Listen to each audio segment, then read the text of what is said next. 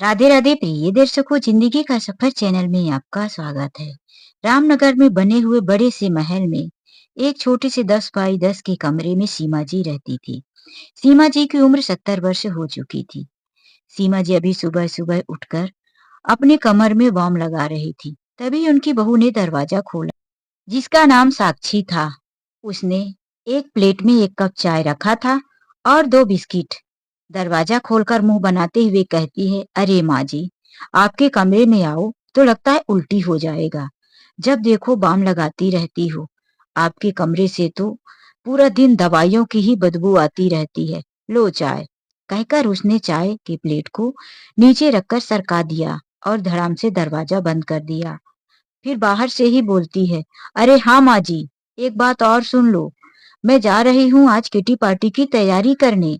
जरा कमरे में ही रहना, मेरी सहेलियां आ रही हैं। सीमा जी अभी जो धीरे से उठकर कमर झुकी हुई, हाथ में लाठी टेकते हुए चाय के कप को उठाई थी, बहू की आवाज सुनकर तो चाय पीने का मन ही गिर गया। वह बैठकर मन में सोचने लगी, बहू, क्या मैं इंसान नहीं हूँ? क्या तुम्हारी सहेलियां कभी बूढ़ी नहीं होंगी? सीमा जी की आंखों में आंसू आ गए। आंसू पोंछते हुए उनके मन में ख्याल आया कि मैं रणवीर से बात करती हूँ, मेरे बेटे से। उसे कहूंगी कि बेटा, इस तरह से बहू को बोल दो कि ना करे। मैं कब तक कमरे में पैक रहूंगी? मैं भी तो इंसान हूँ। यह सोचकर उन्होंने आवाज दिया, बहू, साक्षी, रणवीर, बेटा मेरे कमरे में तो आना। साक्षी ने आवाज सुन लिया था।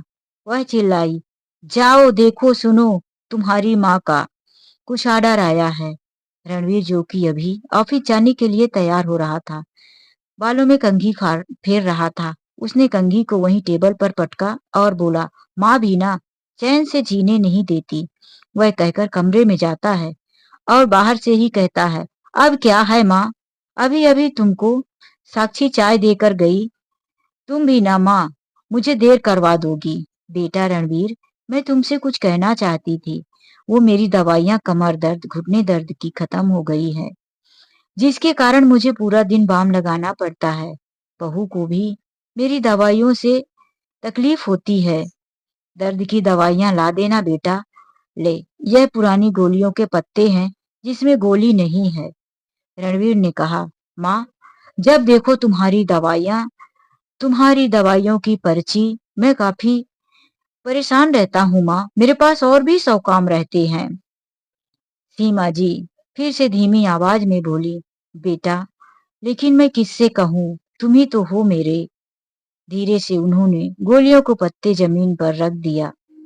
रणवीर ना चाहते हुए भी अपने पर्स में से 500 को नोट निकाला और माँ की चारपाई में रखते हुए बोला, ये लो माँ 500 रुपए, और तुम खुद ही दवाइयां जाकर ले लेना। लेकिन बेटा, बहू ने मुझे कमरे से निकलने से मना किया है। हाँ माँ, मैंने सुना। रणवीर ने तेजी से चिल्लाया, मत निकलना अभी। एक दिन दवा नहीं खाओगी तो मर नहीं जाओगी।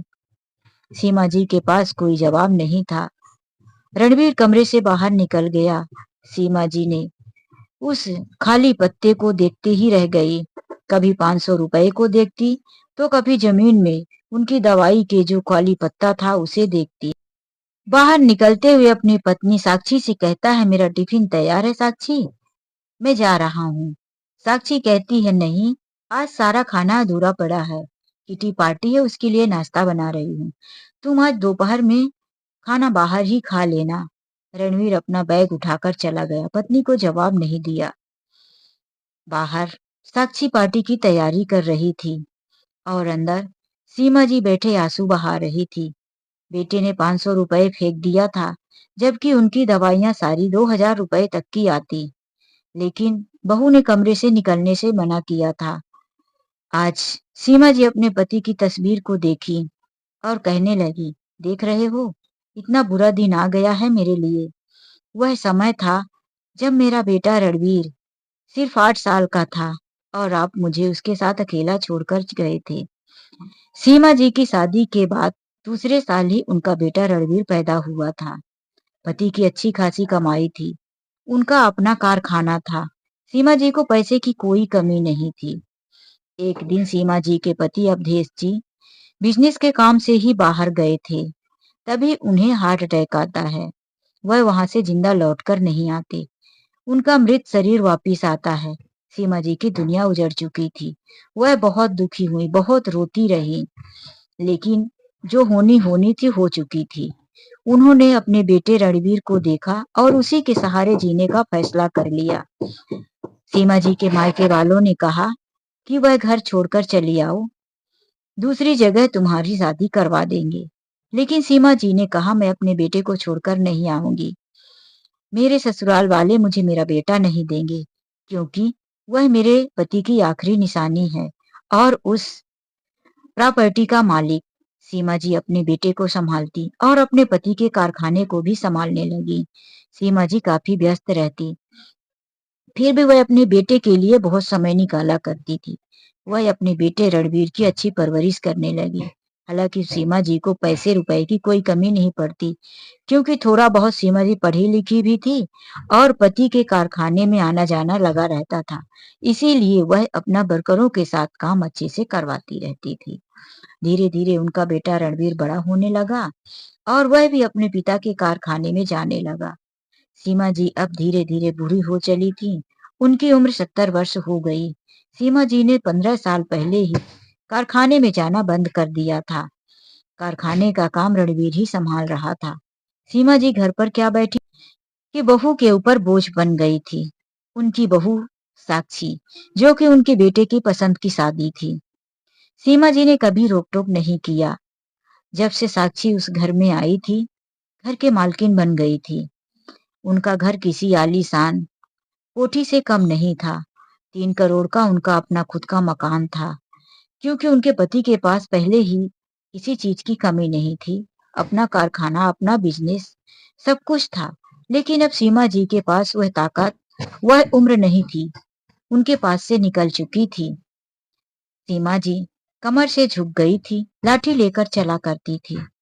वहीं साक्षी उन्हें एक छोटे से कमरे में रहने के लिए उनका एक छोटा सा अलमारी, एक बेड और एक पुराना पंखा रखवा दिया था। जबकि वह सारे घरों में बड़े मजे से अपना ही शासन करती थी। अपने कमरे में लाखों रुपए का झूमर, कई तरह की लाइट, एसी, सारी सुविधाएं बनाकर रखा था। और सीमा जी को नौकर वाले कमरे में, जिस कमरे में कभी घर के नौकर हुआ करते थे, आज उसी कमरे में सीमा जी रहती थी। साक्षी ने एक नौकरानी भी रखा था, जो झाड़ू पोछा और घर के काम करके घर चली जाया करती थी। इसीलिए वो कमरा सीमा जी को दिया गया था।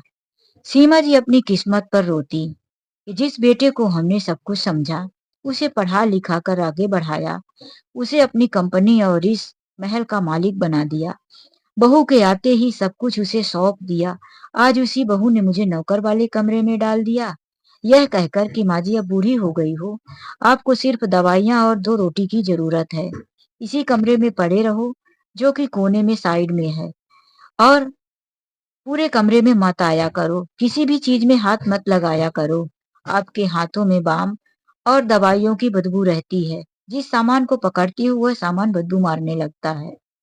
सीमा जी कम ही कमरे से निकला करती थी। आज साक्षी अपने पार्टी की तैयारी कर रही थी। दोपहर को 12 बजा तो हॉल में साक्षी ने बड़े अच्छे से टेबल, सोफे सब कुछ सजा दिया। उसकी सहेलियां आ गई, कुर्सियां लगाई गई, टेबल पर तरह तरह का नाश्ता लगाया गया था। उधर सीमा जी को सिर्फ एक कप चाय मिली थी। खाने की खुशबू तो उनके कमरे तक भी जा रही थी। उनके पेट में भूख से मरोड़े उठ रहे थे। बार बार उनका दिल करता था कि थोड़ा सा दरवाजा खोल के बहू को आवाज दूं कि मुझे कुछ खाने को दे दे, लेकिन वह डर जाती थी कि साक्षी नाराज हो जाएगी। फिर भी उनसे रहा नहीं गया, तो उन्होंने थोड़ा सा दरवाजा खोला तो बाहर से हंसी ठहाके की आवाज आ रही थी। सीमा जी समझ गई थी कि बहू की पार्टी शुरू हो चुकी है। वह चुपचाप अपनी खाट पर बैठ गई, लेकिन बुढ़ापे की भूख कैसे कंट्रोल कर पाती। उन्होंने देखा कि जग में पानी नहीं था, गिलास में सिर्फ थोड़ा सा पानी था, जो कि चाय पीने के टाइम बहू देकर गई थी। सीमा जी ने पानी मुंह में डाला और एक घूंट पी लिया। प्यास और बढ़ गई। सीमा जी देखी कि अभी बहू अपने पार्टी में बिजी है और मैं धीरे से जाकर किचन में एक लोटा पानी लेकर आती हूँ। वह अपने हाथ में एक तांबे का लोटा लेकर जाती हैं कि मैं पानी पी लूंगी। धीरे धीरे वह दरवाजा खोलकर किचन तक जाती हैं। जैसे ही वह किचन में अपने लिए पानी भरने लगती हैं, थोड़ा सा लोटा में पानी डाली कि उनके हाथ से वह तांबे का लोटा सरक कर नीचे गिर जाता है। छन छन की आवाज और थोड़ा सा पानी फर्श में फैल जाता है। सीमा जी घबरा जाती हैं। अपना मुंह अपने कपड़े से दबा लेती हैं, साड़ी के आंचल से, कि बहू को कोई मेरी आवाज ना जाए। लेकिन आवाज तो लोटे की जा ही चुकी थी। तभी पार्टी में सन्नाटा छा जाता है। साक्षी की सहेलियां तो यही सोच रही थी कि साक्षी के घर में हमारे लोगों के अलावा अब कोई नहीं है। लेकिन लोटा गिर जाता है तो सीमा जी डर के मारे किचन से धीरे धीरे निकलने लगती हैं। सीमा जी की हालत, पुरानी साड़ी, सिर पर फटा हुआ गांठ बंधी थी, जो कि सिर में पल्लू रखने के कारण साफ साफ दिखाई दे रही थी, और कमर में कई जगह साड़ियों में बड़े बड़े छेद थे। एक सहेली ने कहा, ओ माई गॉड साक्षी, ये तुम्हारे घर में कौन औरत है? क्या तुमने कोई नौकरानी रख लिया है? ये कैसी नौकरानी रखा है, इतनी बुढ़ी, जो कि खुद लाठी टेक कर चल रही है? तो ये तेरे घर का काम कैसे करती होगी? दूसरी सहेलियों ने ठहाके मारकर हंसना शुरू कर दिया। शर्म और गुस्से के मारे साक्षी का चेहरा लाल पीला पड़ गया। वह कहने लगी, अरे नहीं यार, यह कोई नई नौकरानी नहीं है, यह मेरी सास है। तेरी सास? उसकी सहेलियों में से एक ने कहा, तू अपनी सास का ध्यान नहीं रखती? देख कैसे फटी साड़ी पहनी है यार। इतना सब कुछ तेरा इतना बड़ा बंगला बना है, और तेरी सास इतनी गरीब। साक्षी ने कहा, नहीं यार, मेरी सास के लिए तुम्हें और मेरे पति रणवीर कई प्रकार की महंगी महंगी साड़ियां, महंगे चप्पल, सब कुछ लाकर देते हैं। लेकिन मेरी सास की दिमागी हालत ठीक नहीं है। मेरी सास कपड़े फाड़ लेती हैं और फिर उसी कपड़े को अपने हाथों से सिलना, बांधना और पहनना उनकी आदत हो गई है। गांव की है ना, कुछ तो गांव की आदतों से मजबूर है, दूसरे उनकी दिमागी हालत ठीक नहीं है। इसीलिए तो उन्हें एक कमरे हमें बंद करके रखना पड़ता है। मैंने दरवाजा खुला छोड़ दिया था। मुझे तरस आती है कि क्यों बेचारी को बंद रखूं। अब देखो ना, पानी रखा हुआ है उनके यहाँ, लेकिन यह तांबे का लोटा लेकर वह निकल पड़ी। कहती है कि तांबे के लोटे में पानी पीने से शरीर का संतुलन ठीक रहता है। कभी बड़ी बड़ी बातें करती हैं और कभी कपड़े फाड़ने लगती हैं। अब सहेलियों के बीच सन्नाटा छा गया। सहेलियों को साक्षी से हमदर्दी होने लगी। ओ सो सॉरी साक्षी, हमें पता नहीं था कि तेरी सास पागल है और तू इतना सब कुछ झेल रही है। फिर भी देख ना यार, तूने कितनी अच्छी तरह से सब कुछ मैनेज किया है। अब समझ में आया कि तुझे तेरी सास की भी सेवा करनी पड़ती है। मुंह बनाते हुए साक्षी ने कहा, हाँ यार, करती तो सब कुछ मैं ही हूँ। लेकिन तुम लोग अपसेट मत हो यार, मूड खराब मत करो, पार्टी का एंजॉय करो, मैं अभी उनको कमरे में रख कर आती हूँ। यह कहकर साक्षी सास के पास आई और तेज से दांत पीसते हुए सहेलियों को सुनाते हुए, लेकिन अपनी सास की तरफ आंखें दिखाकर कहती है, मम्मी जी, आपके कमरे में पानी है ना? मैं अभी आपको जूस भेजने वाली थी। चलिए आप कमरे में, मैं आपके लिए जूस भेजती हूँ। साक्षी अपनी सास की तरफ आंख दिखाते हुए कहा और उनके कंधे पर हाथ रखकर जोर से नाखून दबा दिया। सीमा जी को नाखून का दर्द हुआ, लेकिन वह बहू की आंखें दिखाने को देखकर समझ गई थी कि यह काफी गुस्से में है। वह दर्द को दांत दबाकर सह गई और साक्षी ने उन्हें कमरे की तरफ धकेल दिया। भूख बड़ी जोर से लगी थी। वह कह नहीं पाई कि बहू मेरे लिए कुछ खाने को भी दे दे, लेकिन बहू के आज इस व्यवहार से सीमा जी की भूख प्यास मर गई थी। सीमा जी कमरे में बैठकर रोती रही और उधर साक्षी अपनी सहेलियों के साथ तरह तरह के नाश्ते बनाकर उसका आनंद ले रही थी, पार्टी कर रही थी। करीब 4 बजे जब पार्टी खत्म हुई, सारी सहेलियां चली गई, घर खाली हो गया, तो साक्षी के मन में अचानक से आया कि मैंने उस बुढ़िया को कुछ खाने को ही नहीं दिया। रणवीर के आने का भी समय हो गया है, वह रणवीर के सामने कुछ बोल ना दे, इसीलिए वह जल्दी से ठंडा खाना, जो भी थोड़ा बहुत बचा था, दाल खत्म हो गई थी, पानी डाल दिया और ले जाकर कहती है, लो माँ जी खा लो, लेकिन आज तुमने अच्छा नहीं किया, मेरी सारी पार्टी बेकार करके रख दी, मेरी सहेलियों के सामने आ गई। सीमा जी आज कुछ नहीं बोली। बहू ने उन्हें आज पागल साबित कर दिया था। बेटा 500 रुपए फेंक कर गया था। सीमा जी कोई ऐसी वैसी औरत नहीं थी। एक समय पर उनके पति के जाने के बाद 20-25 कारीगर उनके अंडर में काम करते थे। सभी को वह कितने ही बुद्धिमानी से संभाला करती थी। लेकिन आज वही बहू के सामने पागल हो गई थी। बहू अपनी सहेलियों के सामने उनकी इंसल्ट कर रही थी। सीमा जी ने मन में सोच लिया था कि अब मैं इन्हें सबक सिखाकर रहूंगी। रात को जब रणवीर घर आता है, सीमा जी बेटे से कहने के लिए निकली थी। उनके कमरे तक गई तो बहू बेटे की आवाज आ रही थी। साक्षी अपने पति रणवीर से कह रही थी, रणवीर अब बहुत हो गया है। देखो इतने दिन से तुम्हारी माँ को मैं संभाल के परेशान हो गई हूँ। कुछ करो अपनी माँ को। तुम्हारी माँ पूरा दिन घर में दवाइयां लगा लगा कर घर को हॉस्पिटल बना दिया है। मेरा सर भारी रहता है। हमारी तो कोई प्राइवेसी ही नहीं है। आज मैं इतने दिनों के बाद घर में किटी पार्टी जो कर रही थी और तुम्हारी माँ फटी पुरानी साड़ी पहनकर आ गई। मैंने कितनी बार कहा है कि मेरी सहेलियों के सामने थोड़ा बन ठन कर और साड़ियां पहनकर आना। देखो ना रणवीर, मैंने एक अपनी अच्छी सी साड़ी भी माँ को दिया था, लेकिन वह लाकर मेरे कमरे में फेंक गई। रणवीर को गुस्सा आया कि माँ हमारी इंसल्ट करने में क्यों लगी रहती है। जब साक्षी उसे साड़ी दी थी तो पहनी क्यों नहीं।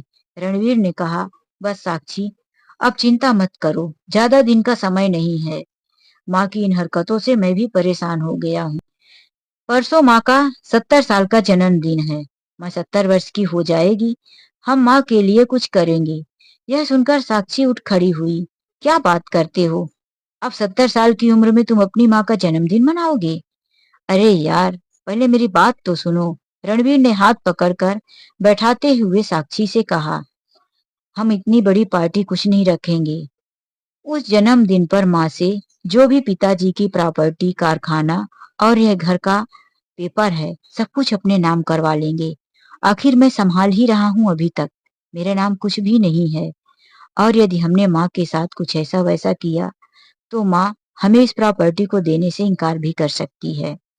एक बार माँ प्रॉपर्टी में साइन तो कर दे, फिर हम माँ को किसी वृद्धा आश्रम में छोड़ देंगे और फिर ना रहेगी दवाइयों की बदबू और ना रहेगी तुम्हारी पार्टी में परेशानी।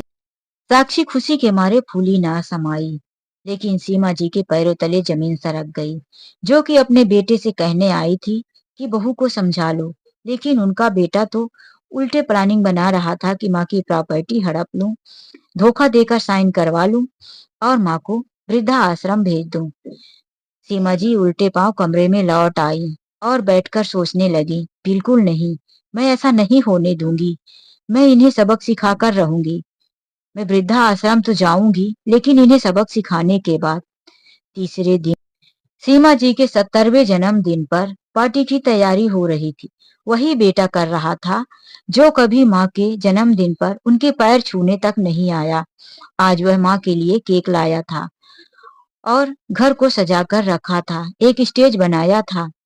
वह माँ को नई साड़ी, नई चप्पल दिलाया। माँ ने सब कुछ पहन लिया और बड़े गंभीरता के साथ बेटे के बनाए हुए जाल में फंसने के लिए आ गई। बेटे ने माँ से केक काटने को कहा। सबने बोला, happy birthday to you Seema ji. बेटे और बहू ने भी कहा, happy birthday to you mummy ji. फिर सीमा को सबसे पहले केक साक्षी ने खिलाया।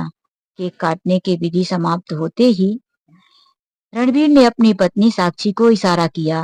साक्षी समझ गई और एक फाइल लेकर आई। साक्षी की इस फाइल को देखकर सीमा जी समझ रही थी। रणवीर वहीं खड़ा था, अपने हाथ में माइक लेकर बोलने लगता है, मेरी माँ जी के जन्मदिन पर आए हुए सभी अतिथि, सभी मेहमानों को मैं दिल से स्वागत करता हूँ। मैं आप लोगों के सामने एक छोटी सी और बात रखना चाहता हूँ। आज तक मेरी माँ ने मेरे लिए जो कुछ भी किया है, शायद वह किसी की माँ ने किया होगा। मेरी माँ ने मेरे लिए बहुत तकलीफ उठाया है। मेरी माँ ने कितनी जिम्मेदारियां निभाई है। आज मेरी माँ 70 वर्ष की हो गई है। मेरी माँ के कंधों पर आज भी बोझ पड़ा हुआ है और इसी बोझ को हल्का करने के लिए मैंने एक उपाय निकाला है। आज से माँ के ऊपर ना तो लाइट बिल का बोझ रहेगा, ना प्रॉपर्टी टैक्स भरने का और ना ही बीएमसी के कई पेपरों के लफड़े। क्योंकि जब तक माँ के नाम सारी प्रॉपर्टी रहेगी, तो माँ से दस्तखत करवाने के लिए माँ को तकलीफ तो देना ही पड़ेगा। उनका इकलौता बेटे होने के नाते मैं आज से यह सारी जिम्मेदारी खुद उठाता हूँ। है तो सब कुछ माँ का ही और माँ का ही रहेगा। सिर्फ मैं अपना नाम देकर माँ के बोझ को हल्का करना चाहता हूँ। इसीलिए मैंने एक प्रॉपर्टी पेपर तैयार किया है, जिसमें सिर्फ मेरी माँ को एक साइन करना है। साक्षी की तरफ इशारा करता है। साक्षी, माँ से वह फाइल में साइन करवा लो। साक्षी खुशी के मारे फाइल खोल देती है और कहती है, माँ जी, यहाँ पर साइन कीजिए। सीमा जी उस फाइल को ले लेती हैं। साक्षी के हाथ में पेन था। सीमा जी पेन भी ले लेती हैं। साक्षी जल्दी से वहीं बैठकर टेबल में रखकर पेपर को पलटती है, उंगली रखकर बताती है, माँ जी, यहाँ पे साइन करना है। सीमा जी पहले पेन को उस जगह तक ले जाते हैं। साक्षी के चेहरे पर खुशी का ठिकाना ना था। बस माँ जी की एक साइन और सब कुछ, इतनी सारी प्रॉपर्टी की मालकिन मैं और मेरा रणवीर। फिर तो इस बुढ़िया को वृद्धा आश्रम रातों रात ही भिजवा दूंगी। उसके मन में खुशी के गुब्बारे फूट रहे थे। सीमा जी ने अचानक से पेन उसी फाइल में रख दिया। साक्षी और रणवीर के चेहरे का रंग उड़ गया। क्या हुआ माँ जी? अब साइन क्यों नहीं कर रही हैं? सीमा जी ने कहा, जरा ठहरो 2 मिनट, मुझे किसी का इंतजार है। मैं भी तुम लोगों के लिए एक सरप्राइज ही तैयार करके रखी हूँ। सरप्राइज का नाम सुनकर रणवीर और साक्षी के कलेजे धक धक होने लगे। यह सरप्राइज अच्छा है या बुरा, उन्हें पता नहीं था, लेकिन क्या है, वह भी बड़ी बेसब्री से उस सरप्राइज का जानने का इंतजार करने लगे। सीमा जी ने अपनी मोबाइल में से किसी को फोन लगाया और बोला, समय आ गया है, आप आ जाइए। 2 मिनट के बाद वहां पर वकील साहब आ जाते हैं। रणवीर ने देखा कि यह वही पुराने वकील हैं जो उनकी प्रॉपर्टी की देखभाल किया करते थे। उन्हें देखकर रणवीर ने अपनी माँ से पूछा, माँ, वकील साहब को यहाँ क्यों बुलाया? मैंने तो नए वकील से प्रॉपर्टी का पेपर बनवा लिया है। नया वकील भी भरोसे वाला है, तुम चिंता मत करो माँ। नए वकील ने सब कुछ अच्छे से किए हैं, सिर्फ तुम साइन कर दो। सीमा जी ने कहा, घबराते क्यों हो? पुराने वकील साहब से भी कुछ सुन लो। पुराने वकील साहब ने अपनी फाइल खोला और कुछ पढ़ना शुरू कर दिया, जो कि जन्मदिन के एक दिन पहले ही सीमा जी ने अपने कमरे में फोन करके वकील से बातें किया था कि वकील साहब, मेरा बेटा मेरे साथ ऐसे ऐसे धोखाधड़ी कर रहा है। कल मेरे जन्मदिन पर वह मुझसे साइन करवाकर सारी प्रॉपर्टी का मालिक बनने वाला है और मुझे वृद्धा आश्रम छोड़ने वाला है। मैं इतना जल्दी अपना सब कुछ अपने बेटे के हाथ छोड़कर वृद्धा आश्रम नहीं जाना चाहती। मुझे आपसे मदद चाहिए। मुझे यह अपना बंगला बेचना है। इसके लिए कोई अगर जल्दी से जल्दी लेने वाला मिले तो मैं 25-50 हजार घाटे में भी दे दूंगी। वकील साहब ने कहा, सीमा जी, आपको घाटे में देने की जरूरत नहीं है। मेरे पास ऐसी एक पार्टी है जो कि आपके बंगले को पूरा 3 करोड़ में खरीद लेगी, क्योंकि उनका बजट 5 करोड़ का है। उन्होंने मुझे 2 करोड़ से 5 करोड़ का बजट देकर कहा है कि कोई ऐसी प्रॉपर्टी बिकने वाली होगी तो बताना। आपका बंगला बंगला काफी खूबसूरत है, वह देखते ही पसंद कर लेंगे। फिर बाहर बाहर से ही वकील और सीमा जी ने मिलकर सारा काम तैयार करवा लिया था। सीमा जी के हाथों में 5 लाख का एडवांस चेक भी आ चुका था और आज सीमा जी को उस प्रॉपर्टी का आधा चेक मिलने वाला था। आधा पेमेंट उन्हें बेटे के दी हुई पार्टी में भी मिलने वाला था।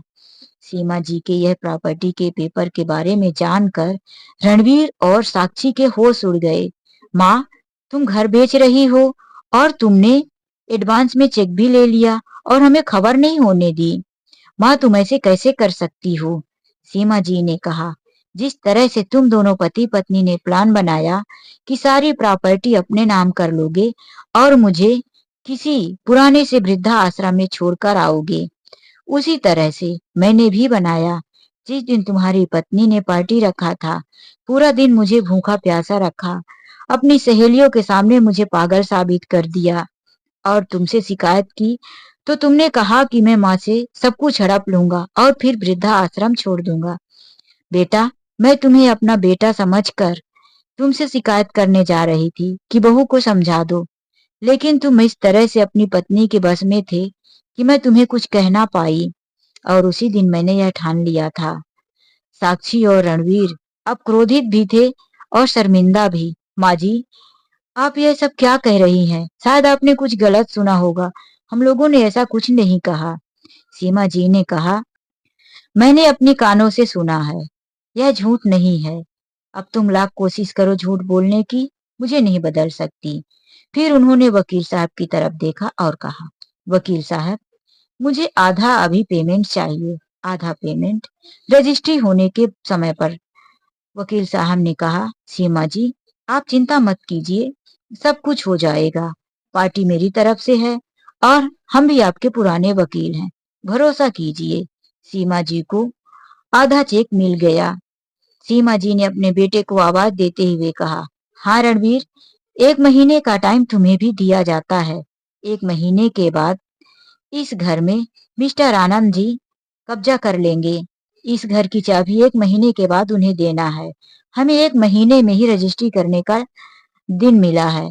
जिस दिन रजिस्ट्री होगी उसी दिन यह घर तुम खाली करवा देना। रणवीर और साक्षी के पैरों तले जमीन सरक गई। इतना बड़ा आलीशान मकान, महंगे सोफे, महंगे झूमर, महंगे पर्दे, जो कि साक्षी ने अपने लिए सब कुछ सजा कर रखा था, सीमा जी का उस घर में था ही क्या? एक छोटे से कमरे में 2-4 दवाइयां, एक पुराना सा टूटा पलंग और एक लकड़ी की पुरानी अलमारी, जो कि नौकर लोग कभी इस्तेमाल किया करते थे। आज वही सब सीमा जी के ऊपर इस्तेमाल करने को मिला था। दोनों बेटे बहू सर झुकाए इतने बड़े सभा में इतने लोगों के बीच में खड़े रह गए। अब वह जो भी बोलते थे, माँ टाइट होकर जवाब देती थी। कभी उन लोगों ने सोचा भी नहीं था कि माँ इस तरह से बदल जाएगी। सीमा जी फिर से वकील साहब से कहती हैं, वकील साहब, वो जो मेरा गांव वाला आपने व्यवस्था किया था, क्या उसकी बात हो गई है? हाँ, सीमा जी, बात हो गई है। आपके लिए वह घर बिल्कुल तैयार करवा दिया है। दरअसल सीमा जी ने शहर से छोड़कर गांव में अपने लिए एक छोटा सा मकान ले लिया था, जिसमें 6 कमरे थे। सीमा जी के लिए वह काफी था। पानी की सुविधा, खुली हवा और आजादी। शुद्ध हवा पाने के लिए सीमा जी तरस रही थी। कमरे में उनकी बहू उन्हें कैद करके रखती थी। वैसे भी सीमा जी का बचपन गांव में ही बीता था। सीमा जी ने अपना चेक अपने बैंक में डाल दिया और अपने गांव के उस घर को अपने नाम करवाने के लिए चली जाती हैं। 1 महीना गुजर गया था। सीमा जी रजिस्ट्री करवाने रजिस्ट्रेशन ऑफिस पहुंच गई। सीमा जी अपने लिए गांव में छोटा सा मकान ले लेती हैं। फिर वह वहीं पर एक बहुत बड़ी प्रॉपर्टी खरीदती हैं। वकील साहब उनका सहयोग कर रहे थे। सीमा जी ने अपनी प्रॉपर्टी में बहुत बड़ा भवन बनवाया, जिसमें उन्होंने सीमा वृद्धा आश्रम के नाम से डलवा दिया। अब वहां पर 12 वृद्ध महिला पुरुष भी रह रहे थे। सीमा जी उनकी भी देख रेख कर रही थी। सीमा जी के पास जो भी पैसे थे, उन्होंने सब भलाई के काम में लगा दिया था। उनके बेटे और बहू, जो कि अपनी माँ को वृद्धा आश्रम भेजना चाहते थे, माँ ने खुद ही वृद्धा आश्रम तैयार करवा दिया। वह दोनों अब एक किराए के मकान में रहते। दोनों पति पत्नी एक दूसरे से झगड़ा करते। अब साक्षी किटी पार्टी नहीं करती थी। उसकी सहेलियां उसके साथ बात भी नहीं करती थी। जिसे अपने पैसे और बंगले का घमंड था, वह उसके हाथों से निकल चुका था। तो दोस्तों, सीमा जी ने अपने बेटे और बहू के लिए जो भी किया, सही किया या गलत, आप अपने विचार कमेंट करके जरूर बताइए। चलिए मिलते एक नई कहानी में। आज के लिए बस इतना ही। राधे राधे, जय श्री कृष्णा।